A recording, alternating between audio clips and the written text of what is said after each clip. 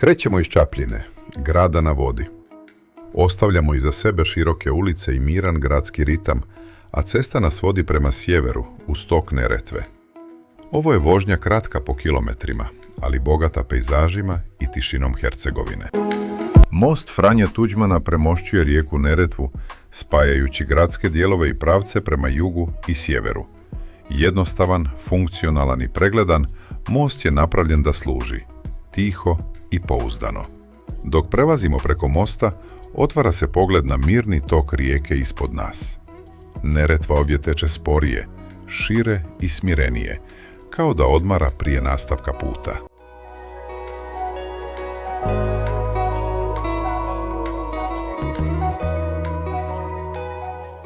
Izlazak iz Čapljine je lagan i postepen. Saobraćaj se brzo smiruje, a cesta se otvara prema dolini. Put je ravan i pregledan, idealna dionica za opuštenu vožnju. Sa obje strane smjenjuju se polja, nisko rastinje i mala naselja koja žive svojim sporim, svakodnevnim ritmom. Hercegovina ovdje pokazuje svoju blažu stranu. Više zelenila, više vode, manje stijena, više prostora. Magistralni put M17 jedna je od najvažnijih saobraćajnica u Bosni i Hercegovini. Put koji spaja sjever i jug zemlje i vodi kroz različite pejzaže, gradove i ritmove. Ovo je cesta koja se ne vozi samo zbog odredišta, nego i zbog samog puta. M17 prati tok rijeke Neretve na velikom dijelu svoje trase, vijuga kroz doline između planina i stijena, spajajući kontinentalni i hercegovački kraj. Na pojedinim dionicama put je ravan i brz, na drugima usporen, sa krivinama koje traže pažnju. Tuneli, mostovi i usjeci smjenjuju se s otvorenim pogledima koji ostavljaju bez riječi. Ovdje se susreću različiti stilovi vožnje. Kamioni, putnici, lokalni saobraćaj. Svi dijele isti asfalt. M17 nosi težinu svakodnevice, ali i ljepotu putovanja. Rijeka Neretva je stalni pratilac ove ceste. Hladna, bistra i smaragdna, ona daje posebnu dinamiku cijelom putu. Na mjestima se čini da su cesta i rijeka nerazdvojne, kao da zajedno prolaze kroz isti prostor i vrijeme. Vožnja uz Neretvu smiruje, čak i kad saobraćaj postane gušći. Magistralni put M17 nije savršen, ali je stvaran. Pun priča, susreta i sjećanja. To je cesta koju svi znaju, koju su svi barem jednom vozili i koja uvijek ostavi neki trag. Hercegovina. Ime koje se izgovara polako. Zemlja sunca, kamena i tišine. Ovdje priroda ne skriva svoju snagu. Sve je ogoljeno, jasno i stvarno. Hercegovina je prostor kontrasta. Surov kamen i blaga rijeka. Vruće ljeto i hladna voda. Tišina brda i život dolina. Ceste prolaze kroz pejzaže koji ne traže uljepšavanje. Krivine otkrivaju široke poglede, a ravnice nude osjećaj slobode. Ovdje se putuje bez žurbe, ne zato što se mora, nego zato što se želi. Rijeke poput Neretve, Bregave i Trebižata daju život ovom kamenom kraju. Bez njih Hercegovina bi bila drugačija. S njima ona diše. Mala mjesta i gradovi stoje mirno, vezani za zemlju i vrijeme. Kamenite kuće, vinogradi, masline i ljudi koji znaju vrijednost tišine. Hercegovina nije glasna. Ona ne objašnjava sebe. Ko je razumije, razumije. To je kraj koji se ne osvaja na brzinu. Treba ga voziti, gledati, osjećati. Počitelj se uzdiže iznad rijeke Neretve. Njegove kamene kuće naslonjene jedna na drugu, kao da se zajedno drže protiv vremena.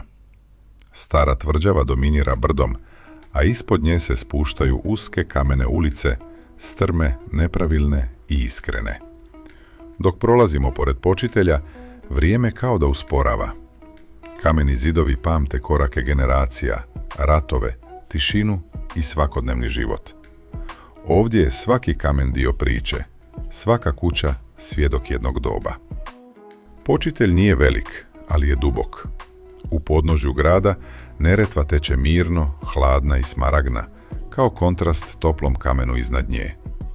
Počitelj ne govori glasno, on šapuće i traži da ga se sluša.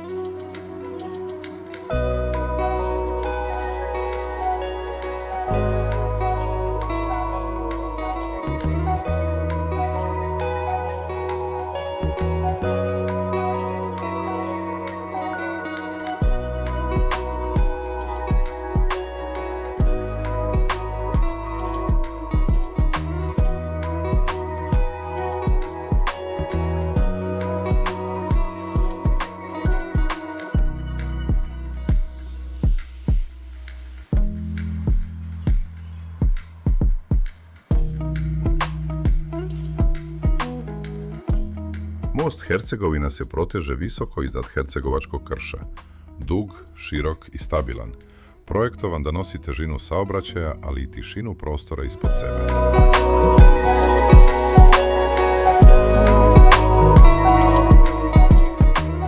Rijeka Neretva nas prati gotovo cijelim putem. Mirna, smaragdna i tiha, ona daje poseban mir ovoj vožnji. Na pojedinim dionicama čini se kao da cesta i rijeka dišu zajedno, prateći isti pravac i isti tempo. Pogled na vodu smiruje i podsjeća da nigdje ne treba žuriti.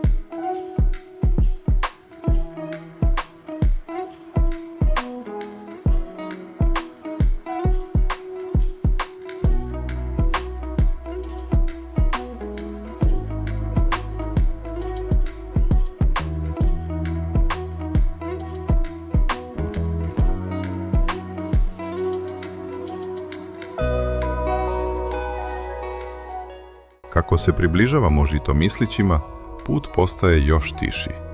Manje vozila, više otvoreno prostora. Naselje nas dočekuje nenametljivo, okruženo zelenilom i rijekom. Mjesto koje ne traži pažnju, ali je lako zavoljeti.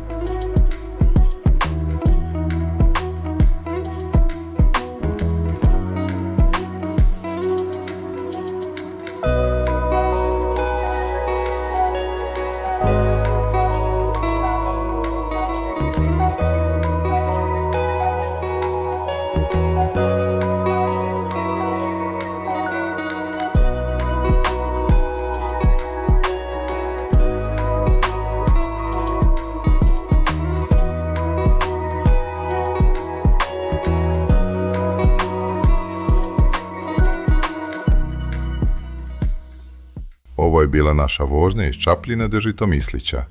Kratka dionica, ali prava mala pauza od svakodnevice. Hvala vam što ste vozili s nama. Vidimo se uskoro na nekoj novoj cesti. BiH Road Stories, jer i kratki putevi nose velike priče.